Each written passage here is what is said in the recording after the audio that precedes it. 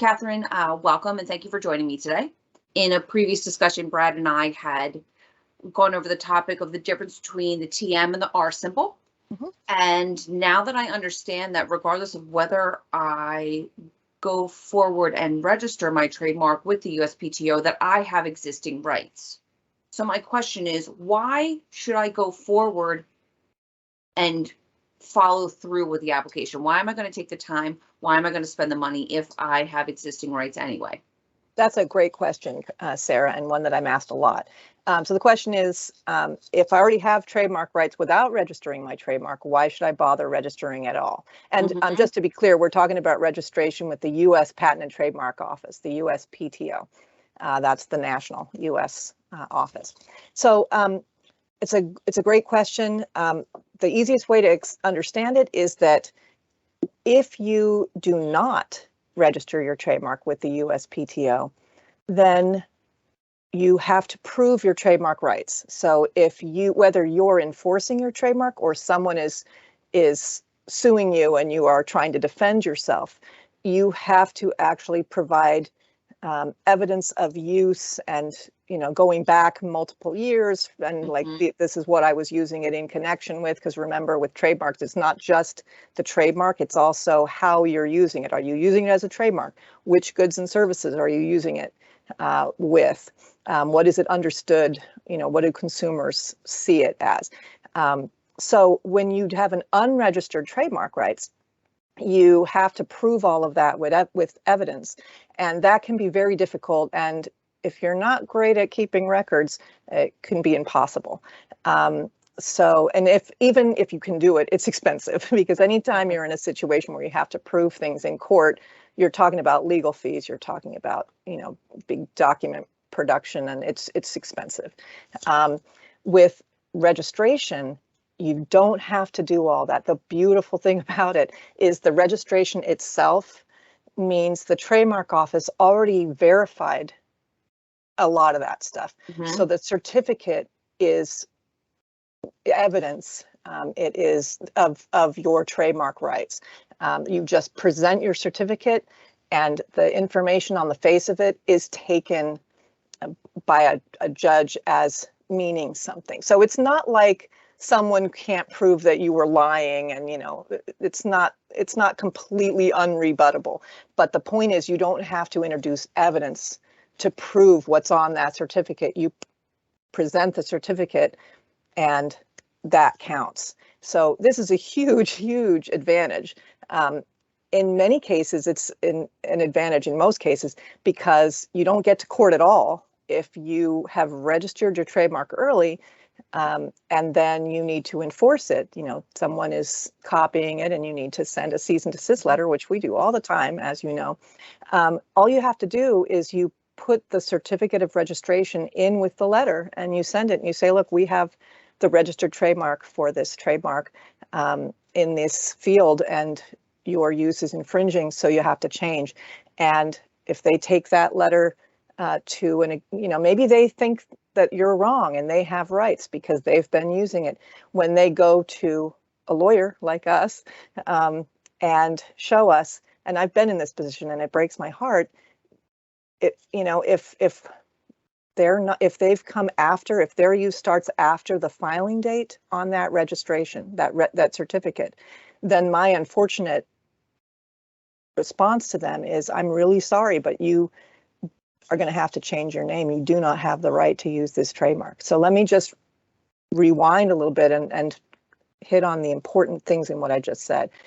A filing date on the registration certificate is what's important. So they may look at it and it might say that the registration was granted, say, December of 2021. And they say, aha, I was using it in June of 2021. But it's not the registration date that's important.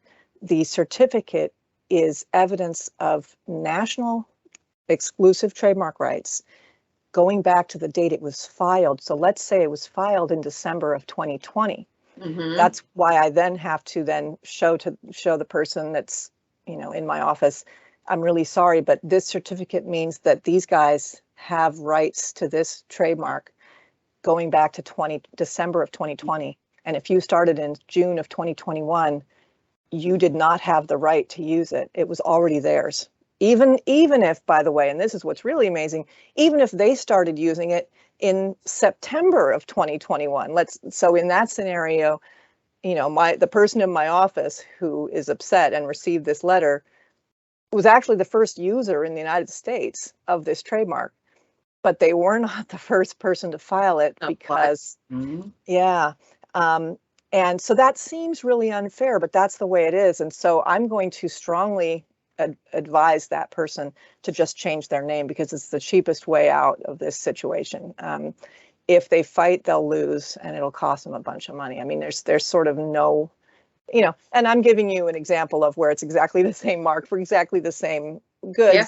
You know, that doesn't always happen, but at the end of the day, it's pretty much a losing battle to fight a registered trademark unless you have a really good argument and a lot of money to prove it.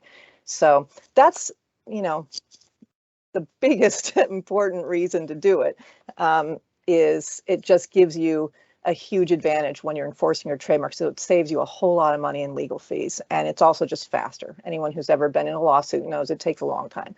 So if you can get someone to change their name with a letter and, you know, a couple of months.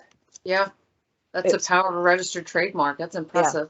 Yeah, it's very powerful. Just to give you an example, if you have two unregistered trademarks and they're battling it out, so unregistered trademark over here, unregistered trademark over here, then you're looking at who was first and, you know, where they were understood, you know, where their customers were. So you could get into a situation where one is pretty well known in the South and one is pretty well known in the Northwest, and like slowly they expand and then they're getting confused in the Midwest. That does happen, and that's really unfortunate.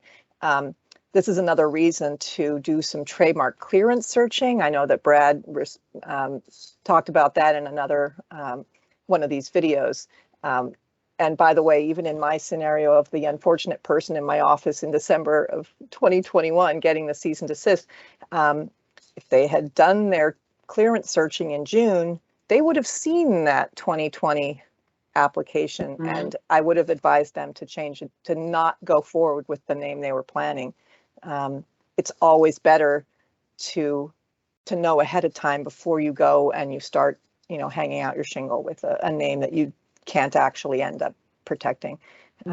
So that's the other example, and the other big reason, the big advantage of trademark registration with the USPTO. Yep. Thank you so much, Catherine. Sure. We hope that this video reached someone and connected with you and spoke to a particular circumstance that you're in. If anyone out there is needing some legal advice or wants to begin their trademark application process, please reach out to the team at IPWorks Law. You can either reach us through our website, which is ipworkslaw.com, on our contact page, or you can also give us a toll-free call at 855-IPWorks Law. Thanks so much, and looking forward to speaking with you next time.